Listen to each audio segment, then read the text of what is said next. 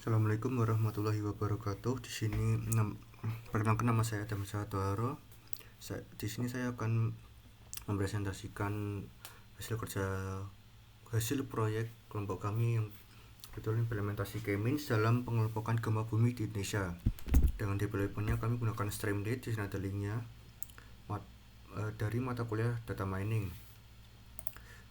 Di sini ada anggota kami. Yang pertama Faros, teman saya Faros, kemudian teman saya Angela Eca, teman saya Najwa, teman saya Wisam, dan saya sendiri Adam Satwaro. Di sini latar belakangnya, intinya karena Indonesia berada di pertemuan beberapa lempeng tektonik yang aktif di dunia, jadi tingkat kerawanan gempa bumi di Indonesia itu terhitung tinggi. Karena ini perlu adanya informasi yang berbasis data melalui pengelompokan kejadian gempa bumi untuk memahami pola dan zona rawan gempa di sekitar kita. Di sini, karena berbagai penelitian yang sudah ada menunjukkan bahwa algoritma clustering memiliki karakteristik berbeda, namun menemukan bahwa K-means dinilai lebih unggul dalam efisiensi dan skalabilitas serta nilai evaluasi cluster pada data gempa berskala besar, sehingga algoritma K-means inilah yang dipilih dengan penentuan jumlah cluster optimalnya menggunakan metode Silhouette Score dan Davis-Bottin Index, sehingga diharapkan dapat mendukung upaya mitigasi dan pencegahan bencana secara lebih efektif. Kemudian di sini ada rumusan masalahnya. Yang pertama, pengelompokan gempa Indonesia berdasarkan depth dan magnitudo dengan K-means, penentuan jumlah cluster optimal menggunakan Silhouette Score, evaluasi kualitas clustering K-means menggunakan Silhouette Score, Davis-Bottin Index, dan Kalinski-Harabash Score. Dengan batasan masalahnya adalah penelitian dibatasi pada kejadian gempa bumi di wilayah khusus Indonesia, dan periode data yang dianalisis adalah 1 November 2008 hingga 1 Oktober 2025. Di sini tujuan penelitiannya adalah yang pertama, menjelaskan proses pengelompokan data gempa Indonesia berdasarkan depth dan magnitudo pada periode 1 November 2008 sampai 1 Oktober 2025. Kemudian menjelaskan proses penentuan jumlah cluster optimal menggunakan Silhouette Score, dan menilai kualitas hasil clustering K-means menggunakan Silhouette Score, Davis-Bottin Index, dan Kalinski-Harabash Score. Sedangkan manfaat penelitiannya adalah yang pertama, memberikan wawasan tentang efektivitas K-means untuk clustering data gempa, kemudian mendukung pemetaan zonasi wilayah rawan gempa 2008 sampai 2025 untuk kebutuhan BMKG atau BNPB, dan yang ketiga, menjadi referensi dan pembanding bagi penelitian selanjutnya.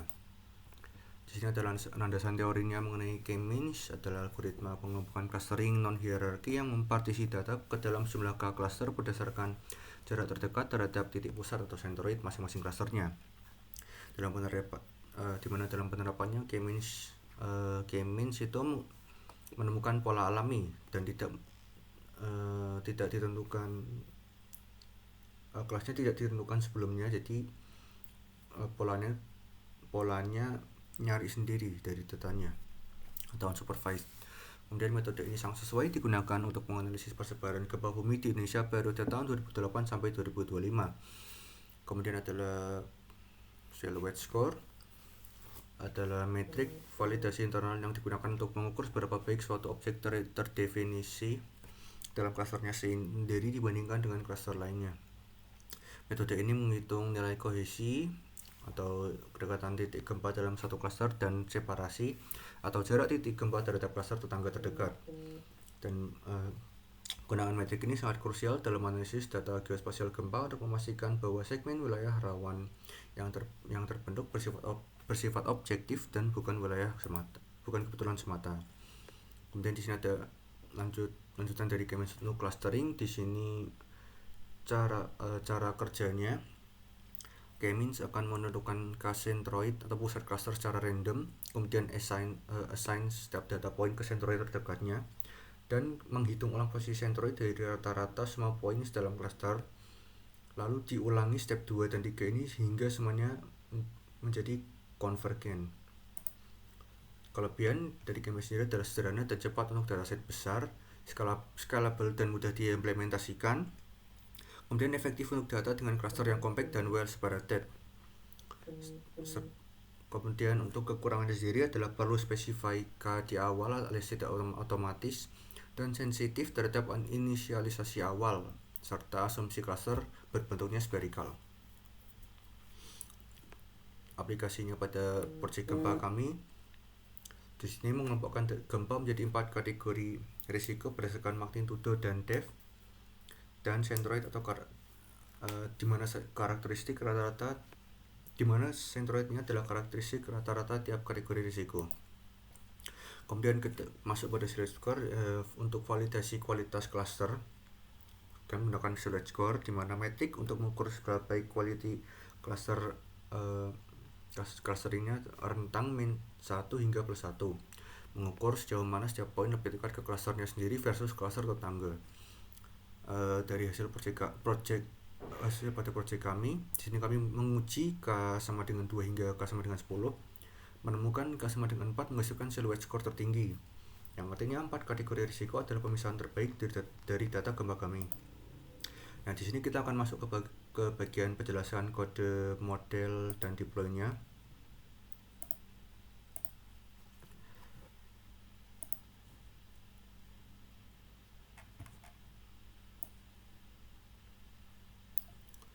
Nah, jadi di sini pertama kita akan memverifikasi apakah memverifikasi environment-nya apakah NB format dan plotly-nya ini sudah terinstall atau sudah ada atau belum.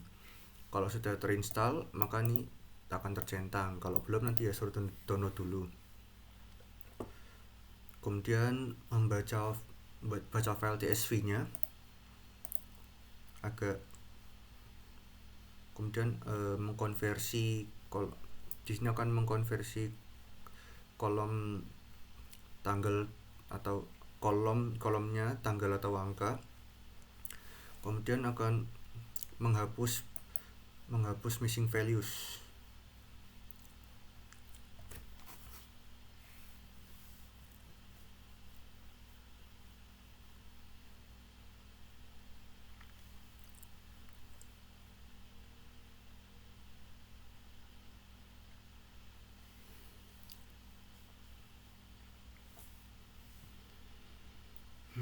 Kemudian kita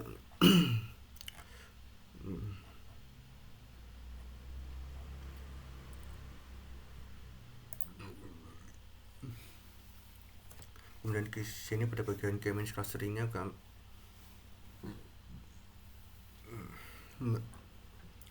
menormalisasi data dengan standar scalar agar skala magnitudo dan depth-nya setara. Kemudian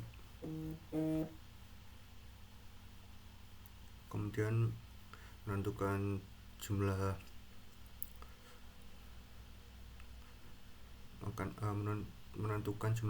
klasternya, klaster optimalnya menggunakan silhouette score, dan ditemukan bahwa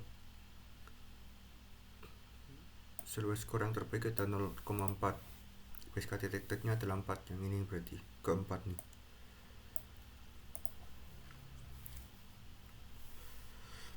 Nah,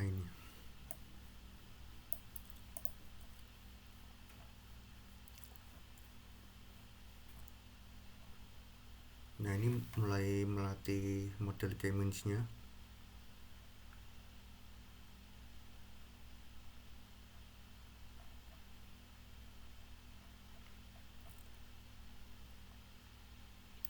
Nah, sampai sini.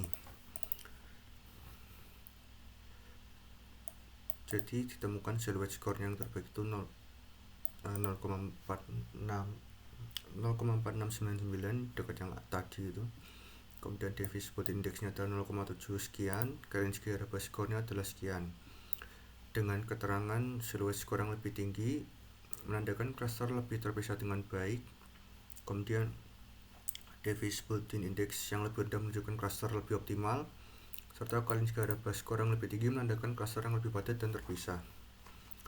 Kemudian adalah ini bagian saving model, jadi di save ini menyimpan pipeline utuhnya ini, yang berisi pipeline utuh yang menyimpan pipeline utuhnya yang berisi scalar plus model, dan menyimpan data hasil cluster ke sini ke query cluster.csv.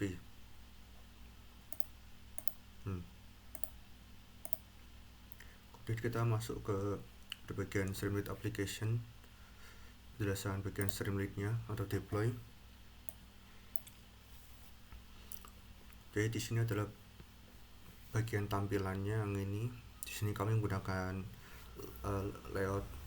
layoutnya white agar petanya lebih luas, serta CSS custom supaya bisa diotak-atik tampilannya bagaimana dan tidak pakem gitu aja. Isinya bisa diotak-atik sendiri sesuai kemauan.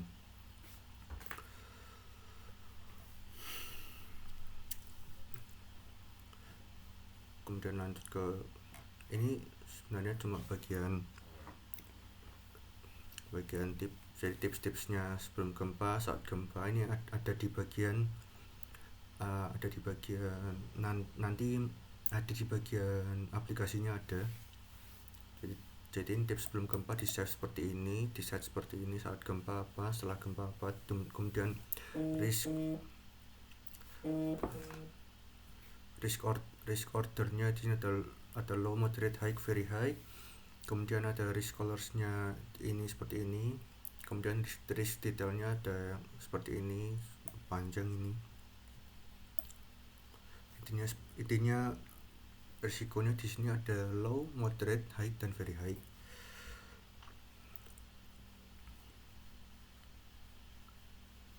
Kemudian kita masuk pada load data. Di sini load datanya dulu.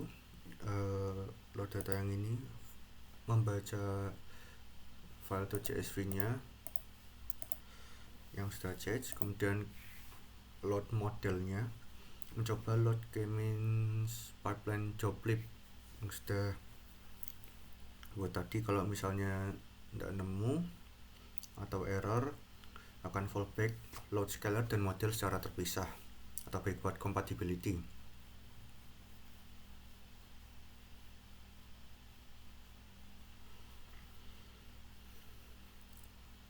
Kemudian pada bagian layoutnya, mulai dari sini kami menggunakan nomatim atau OpenStreetMap untuk mencari koordinat dari nama kota. Kemudian menyimpan hasilnya, menyimpan hasil pencarian dan radius ke session state, misal agar nggak hilang kalau misalnya kita refresh. Kemudian ini bagian filter sidebar-nya untuk rentang tanggal dan tipe risiko. Di sini kami juga menggunakan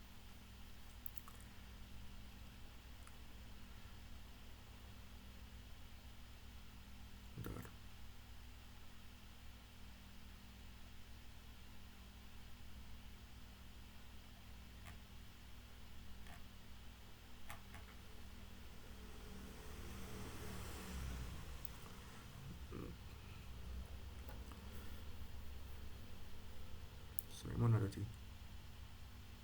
Sampai sini.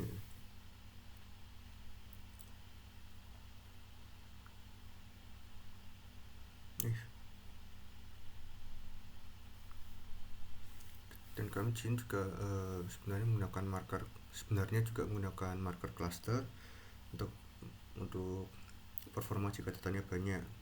Kemudian jika ada pencarian lokasi, peta otomatis zoom ke arah tersebut dan membuat lingkaran radius, misalnya 200 km atau berapa bagian sini nih.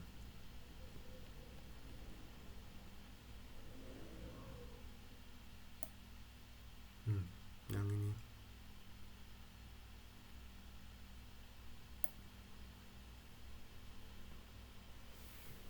scalarnya. Kemudian menganalisis keselamatan perspektif musimannya. Fiturnya adalah menganalisis risiko berdasarkan bulan saat ini. Kalau misalnya Januari ya Januari gitu. Kemudian untuk logikanya di sini ada, untuk risiko tinggi di sini ada dua, yaitu kalau misalnya lebih dari 50% gempa historis, gempa yang pernah terjadi, memiliki riwayat gempa yang pernah terjadi di wilayah tersebut, di wilayah tersebut di bulan tersebut juga, maka berstatus high atau very high. Kemudian risiko tinggi yang lainnya di sini ada jika magnitudonya pernah lebih dari sama dengan 6, lebih dari sama dengan 6 magnitudo pada bulan itu. Maka termasuk risiko tinggi. Di sini juga ada warnanya ya. Kalau tinggi itu merah, dari darat tidak cukup, ini grey atau abu-abu. Kemudian pada bagian waspada ini, kalau misalnya aktivitas high risknya itu lebih antara 25% sampai 50%, ini akan waspada, warnanya akan oranye. Sisanya adalah relatif aman, atau misal bukan di atas, di bawah 25%, 0 sampai 25% itu relatif aman dan warnanya akan menjadi hijau, green. Nah, kemudian di sini ada pada bagian panduan, tab panduan keselamatan untuk menampilkan tips apabila ya untuk sebelum gempanya, kemudian saat gempa, serta sesudah gempa. Kemudian kalau misalnya mau prediksi manual di sini, ya user bisa mengklik untuk mengambil pada peta kecil untuk mengatur untuk mengambil koordinat latitude longitude secara otomatis. Kemudian bisa juga input manual angka magnitudo dan depth atau kedalamannya. Kemudian ada juga bagian tombol hitung risiko. Ini kalau input manual ini, yang hitung risiko. Jalankan pipeline predict. Nah, ini pipeline predictnya.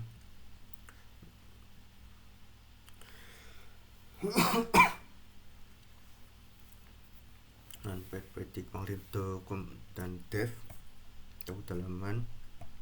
Kemudian nanti akan menampilkan hasil risikonya. Ini label risiko itu entah low atau moderate, high atau very high, beserta saran tindakannya. Itu kode yang sini. Kemudian yang terakhirnya adalah fitur upload atau placeholder untuk upload CSV data baru, ada di aplikasinya.